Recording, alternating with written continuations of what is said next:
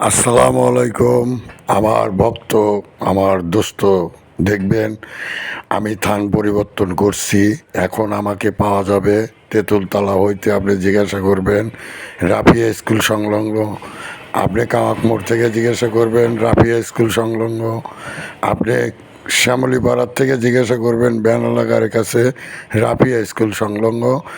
আমার দোকান বন্ধ থাকলে ফোন করলে পাওয়া যাবেন। হাত পা ভাঙা এবং আপনার শরীরের যে কোনো বিষ ব্যথা, ভাঙা মস্কার ব্যথা, কবিরাজ আসাদ। আসসালামু আলাইকুম।